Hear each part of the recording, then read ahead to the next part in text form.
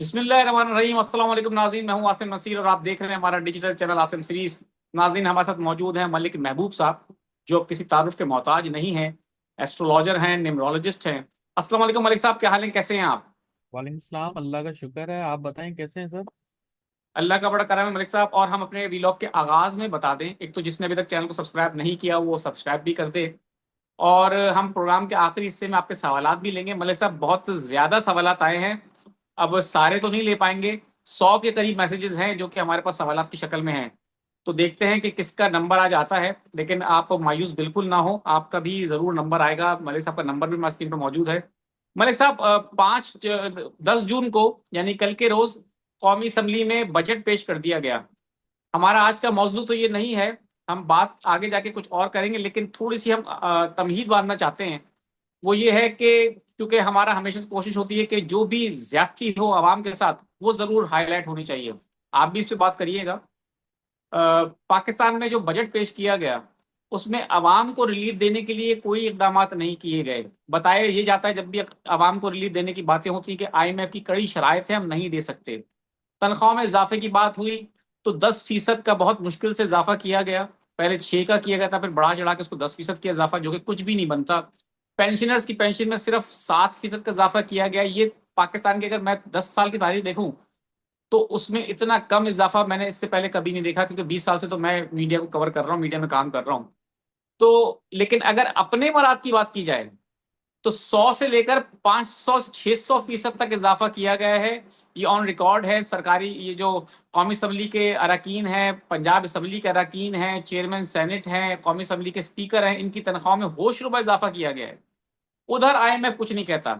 यानी कि अवाम को बेवकूफ बनाने के लिए IMF की छड़ी लगाई जाती है कि जी IMF ने कह दिया, हम नहीं कर सकते। शर्म नहीं आती इनको अपने अखराजात कम करने के लिए? IMF ने तो ये भी कहा था कि अपने अखराजात कम कर लें तो आप आवाम को रिलीफ दे सकते हैं। तो अपने अखराजात कम कर लेते आप, ताकि आवाम को रिलीफ दिया जा सकता था। लेकिन अपने अखराजात कम नहीं करने, आवाम को रिलीफ नहीं देना, अपने अखराजात तो उस तरह ही करने।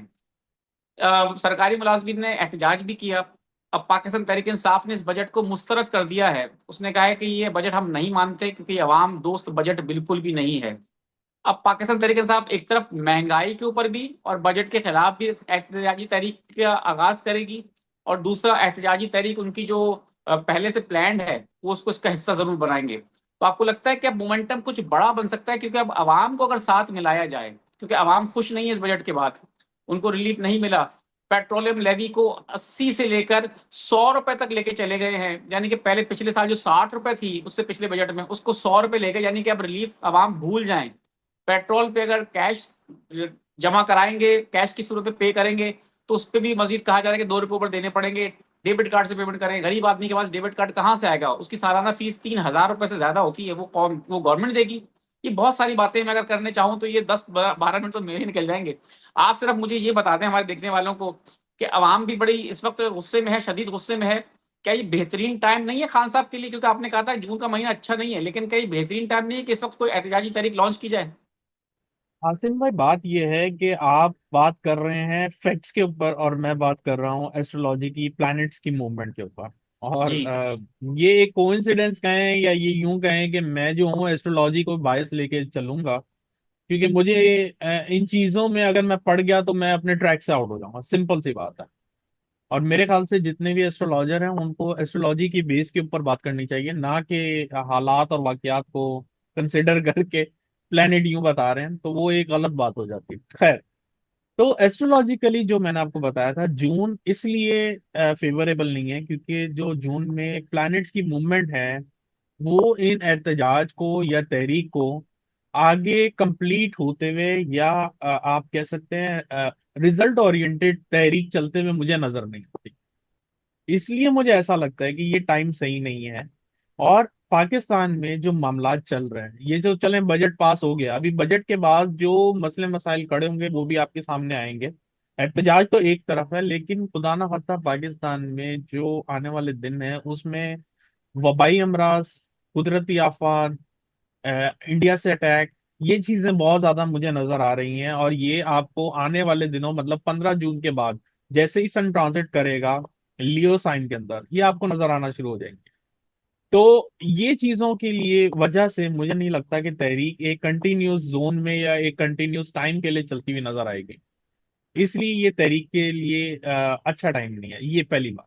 आपने दूसरी बात ये की कि बजट अवाम दोस्त नहीं है, बजट अवाम दोस्त नहीं होगा अंटिल 2027। तो मैं आपको पहले से बता दूं, चाहे इमरान खान साहब आ जाएं, चाहे कोई भी आ जाए, ये टाइम आपको इसी तरह से गुजारना पड़ेगा।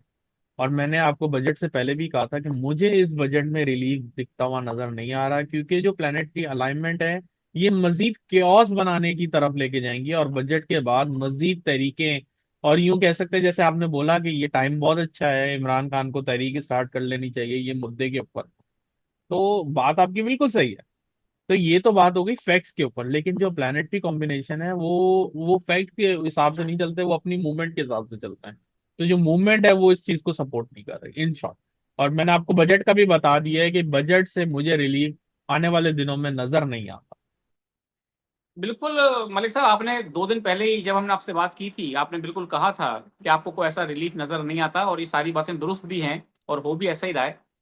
लेकिन आप क्या समझते हैं कि मतलब इस वक्त, क्योंकि पाकिस्तान में अवाम जो है वो ऐसे तो रोड पर नहीं निकल आएंगे, उसके लिए कोई लीडर चाहिए होता है, कोई रहनुमा चाहिए होता है, कोई डायरेक्शन चाहिए होती है। अगर आवाम इस तरह सड़कों पर निकल आए तो फिर वो तो क्योस पैदा हो जाएगा और बहुत हालात खराब हो जाएंगे, क्योंकि जिसका जो दिल चाहेगा वो करेगा। हम ये चाहते भी नहीं है और ना हमारा ये मकसद है। हम चाहते हैं कि पूरा मन एहतजाज हो हुकूमत के खिलाफ और उसको मजबूर किया जाए कि अपनी अयाशियों में से कम करके मेरा दिल तो ये चाहता है कि मैं किसी दिन कोई बहुत लंबा चौड़ा तवील व्लॉग करूं अपनी भड़ास निकालने के लिए।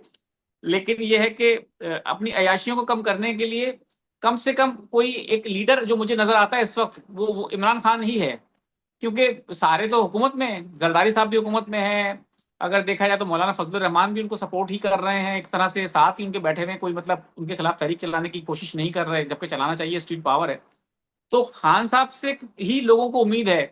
तो आपको लगता है कि जो उम्मीदें खान साहब से बांधी गई हैं, चले ये बता दें, वो आपको नियर फ्यूचर नजर आ रही है किसी हद तक पूरी होती है, या उसके लिए अभी मजीद इंतजार करना पड़ेगा? देखें, मैंने आपको बड़ा लबो लबाब बता दिया, और मैंने इशारा भी दे दिया है कि ये 2027 से पहले मुझे मुमकिनात में से तो नहीं नजर आता। अल्लाह करे मैं गलत हूं, लेकिन मैंने आपको बहुत क्लियर बता दिया है, ये तहरीकें चलेंगी, इससे हुकूमत पे बहुत प्रेशर बनेगा, ये बात सही है, इसमें कोई दो राय नहीं है। और ये जो आपने बोला ना एक क्योस का माहौल, ये माहौल जरूर बनेगा, चाहे कि इमरान खान चाहे ना चाहे, ये क्योस का माहौल, आवाम बाहर आएगी, सड़कों पे मसले मसाइल होंगे, खाना जंगी वाले हालात बनेंगे। लेकिन समहाउ ये चीजें जो हैं इस टाइम पे नहीं करनी चाहिए, क्योंकि इसका रिजल्ट अच्छा नहीं आएगा। आप बात समझ रहे हैं, मेरा मोटिव ये होता है कि रिजल्ट आपका पॉजिटिव आ रहा है, नेगेटिव आ रहा है, और मैं आपको बता रहा हूँ रिजल्ट इस वक्त नेगेटिव आएगा, इसका कोई फायदा नहीं होगा, नुकसान सिर्फ आवाम का होगा।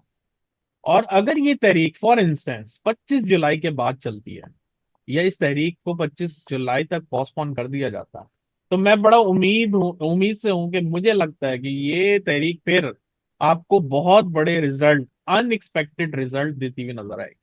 अब ये देखना ये है कि खान साहब ये तहरीक किस टाइम पे चलाते हैं, क्योंकि अक्सर औकात ऐसे होता है, ये कोइंसिडेंस है या क्या है, खान साहब की जितनी भी बाहर जो बैठी हुई क्यादत, वो या तो चुन के ऐसे दिन देखते हैं कि जिसमें वो तहरीक फेल होने वाली होती है, या फिर पता नहीं कोइंसिडेंस है कि उनका नसीब ऐसा खराब है कि वो ऐसी तारीखों में तहरीक स्टार्ट करते हैं कि वो फेल हो जाती है। तो मैंने आपको बता दिया, अगर ये तहरीक इस वक्त चलेगी, वैसे तो मुझे लग रहा है जो प्लानिटरी कॉम्बिनेशन है वो बहुत क्लियरली दिख रहे हैं कि ये लोग कोई ना कोई इनिशिएट इन्हीं टाइम में लेने वाले हैं, क्योंकि मुल्क में क्योटिक हालात बनने वाले हैं। इसलिए मैं इसको बोल रहा हूँ कि मुझे लगता है ये तहरीक स्टार्ट करेंगे, बट अनफॉर्चुनेटली ये तहरीक फेल हो जाएगी अगर ये इस टाइम पे स्टार्ट होगी।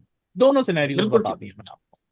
बिल्कुल ठीक है। मलिक साहब, अब हम सवालात ले लेते हैं, कुछ लोगों के सवालात भी, क्योंकि बहुत ज्यादा हैं, कोशिश करेंगे जितने ज्यादा सवालात ले सकें। जी। अब्दुल वकील हैं, डेट ऑफ बर्थ है 25 मई 1989। अभी जॉब अच्छी चल रही है, फ्यूचर में कोई मसला तो नहीं होगा, अगर मसला है तो जॉब चेंज करनी चाहिए?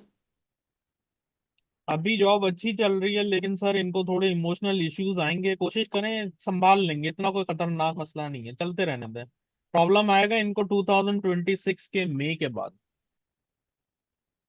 बिल्कुल ठीक है। एक है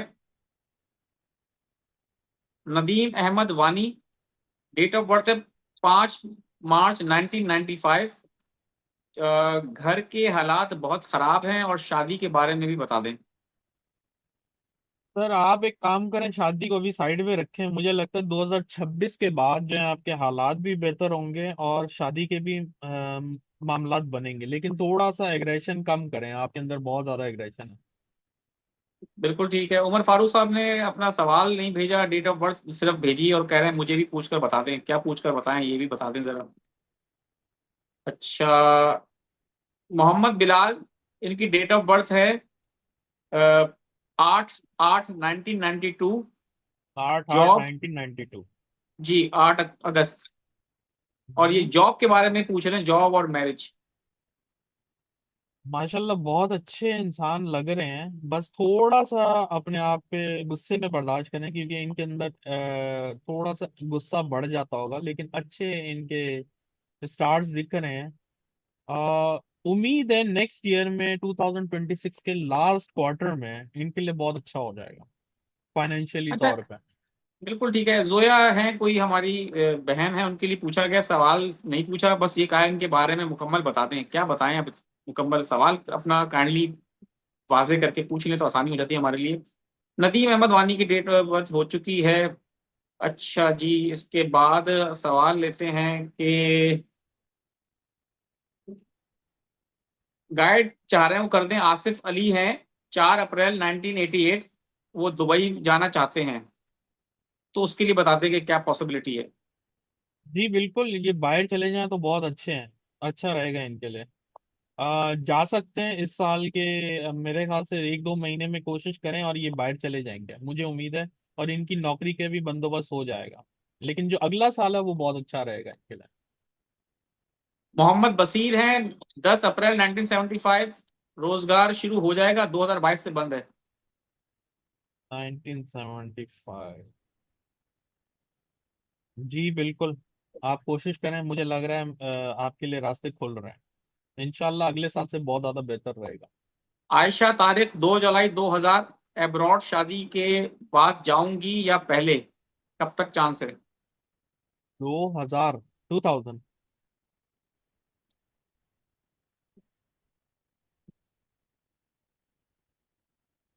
वैसे आप अभी ट्राई करें, और शादी के भी इम्कानात बने हुए हैं, दोनों चीजें आपकी साथ चल रही हैं। बिल्कुल ठीक है। सायरा रिजवी हैं, हमारी बहन हैं, नाराज हैं बहुत शदीद कि आसिम भाई अब तो मेरा नाराज होना बनता है, जायज है। I watch your every programme, उन्होंने बताया कि मल्टीपल टाइम्स क्वेश्चन पूछा है। तो वो कह रही हैं कि सायरा नाम है उनका, 6 सितंबर और 2018। 18 तो सायरा बहन अब आपकी डेट ऑफ बर्थ नहीं हो सकती ना, 2018, 6 साल की तो नहीं होंगी आप। करियर एंड शादी का प्लीज बताएं। अब वो अब कैसे बताएं? 2018, ये सायरा बहन आप नाराज हैं बिल्कुल, लेकिन काइंडली अपनी डेट ऑफ बर्थ सही बताएं। देखें आपने खुद डेट ऑफ बर्थ गलत लिखी है, अब हम क्या कर सकते हैं। अच्छा जी सर, डेट ऑफ बर्थ एक है 24 जून 2006, अफरा शहबाज नाम है इनका। 24 जून 2006, I want to study CMA degree, please tell क्या मेरे लिए बेनिफिशियल रहेगा। देखें, बात सुने, मैंने आपको बहुत दफा बताया है, ये जो बहुत बारीकी वाला काम होता है जिसमें आप डिटेल देखना चाहते हैं, उसके लिए आपको जायचा बनवाना पड़ेगा। न्यूमरोलॉजी से मैं आपको इतना बता सकता हूँ कि आर्ट्स रिलेटेड काम आपके लिए सूटेबल है, लेकिन आप अगर ये CMA डिग्री का पूछ रही हैं तो इसके लिए मुझे आपका जायचा बनाना पड़ेगा, उसी से बिल्कुल बता ठीक है। सकता हूँ। और अमजद दूसरी बात, मैं रियाज, एक और बात बता दूं, जी आप जरा ब्लंट ना हो, क्योंकि मुझे लगता है आपके अंदर ब्लंट की जो है मसले मसाइल दिखते हैं, तो उसकी वजह से आपके मामला खराब होंगे। जी। अमजद रियाज साहब ने अपनी डेट ऑफ बर्थ भेजी है, लेकिन अच्छा इन्होंने सवाल किया है, ठीक है। 6 दिसंबर 1971, नमाज फजर के टाइम पे डेट ऑफ बर्थ है इनकी। कह रहे हैं माई जोडिक साइन क्या है। सर ये जायचा बना के पता चलेगा, जोडियक साइन पूछ रहे न्यूमरोलॉजी हैं। से नहीं पता चलेगा। 10/5/2000, इमरान आरिफ हैं, जॉब नहीं है, जॉब नहीं है इनकी। 10/5/2000। जी बड़े डाउन टू अर्थ पर्सनालिटी हैं सर, इनको थोड़ा सा अपने ऊपर तवज्जो देनी पड़ेगी। तो इंशाल्लाह हो जाएगी इस साल में, उम्मीद है मुझे, लास्ट क्वार्टर तक इंशाल्लाह। शहबाज खान है, 3 अप्रैल 2007। प्रोफेशन कौन सा चूज करूं? वही वाली बात सर, वही मैंने आपको बताया है कि ये जायचा बना के पता चलेगा, लेकिन मैं आपको बता देता हूँ। थोड़ कोई भी आप प्रोफेशन सेलेक्ट कर सकते हैं, लेकिन इस वक्त मुझे ऐसा लगता है कि आपको थोड़ी मेहनत ज्यादा करनी पड़ेगी जो भी प्रोफेशन सेलेक्ट करेंगे, क्योंकि आपका टाइम मोहम्मद ऐसा आ गया। मोहम्मद उमैर शाह है कि 13 फरवरी 1990। और डीप फाइनेंशियल ट्रबल है इनको, तो वो पूछ रहे हैं कि इसका एंड कब होगा। सर आप बाहर जाएं सबसे पहले, आपके लिए बेस्ट रहेगा, क्योंकि अगर आप बाहर नहीं जाएंगे आपकी जिंदगी में ये ट्रबल चलता रहेगा। चलिए एक आखिरी सवाल ले लेते हैं। वैसे तो हम चाहते हैं अब इसको क्लोज कर दें, लेकिन श्रीनगर कश्मीर से हमसे सवाल किया गया है तो हम पूछ लेते हैं, क्योंकि जाहिर सी बात है बहुत ही जन्नत से सवाल आया है हमारे पास, जन्नत की मानंद है वो जगह। ठीक। अस्सलाम वालेकुम। शाहीना परवीन है। ये शाहीना परवीन को बिल्कुल मैं जानता हूँ, बहुत हमारे वीलॉग बहुत अरसे से देखती है, उनका नाम अक्सर आता है इनके मैसेजेस के अंदर। मेरे बारे में भी वो कह रहे हैं बताएं। इनकी डेट ऑफ बर्थ है 1 अगस्त 1990। बहुत मुश्किलात का सामना किया है जिंदगी में, वो पूछ रही हैं तो कब तक ये, इसका सवाल यही है कि कब तक हल होंगी। जी, इनके ऊपर जो है ना ज्यादातर एलिगेशन लग जाते होंगे, ये तो मुझे दिख रहा है। आ, थोड़ा सा सब्र करें, इंशाल्लाह मुझे उम्मीद है कि आपका ये जो 2026 का लास्ट क्वार्टर होगा, वहां से आपकी मुश्किलात खत्म होना शुरू हो जाएंगे। बिल्कुल ठीक है। बिल्कुल ठीक है मलिक साहब, हम बिल्कुल माजरत भी चाहते हैं अपने तमाम दोस्तों से, अपने तमाम उन लोगों से जिन्होंने मैसेजेस किए। तकरीबन 100 के करीब मैसेजेस थे, जिसको पूछना एक व्लॉग के अंदर तकरीबन नेक्स्ट टू इम्पॉसिबल है। लेकिन काफी सारे लोगों के सवाल हमने ले लिए, बहुत सारे लोगों के सवाल अगले व्लॉग में लेंगे। आप हमसे अपने हर व्लॉग में सवाल जरूर पूछते रहें, आपकी बारी भी जरूर जरूर आ जाएगी। बहुत बहुत शुक्रिया मलिक साहब हमें वक्त देने के लिए। नाज़रीन, यहाँ हमारे व्लॉग का वक्त खत्म हुआ। मुझे और मलिक महबूब सबको दें इजाजत। आखिर में हमारा वही पैगाम है, मुस्कुराएं, प्यार बांटें और अपने आसपास के लोगों का ख्याल रखें। अल्लाह हाफिज।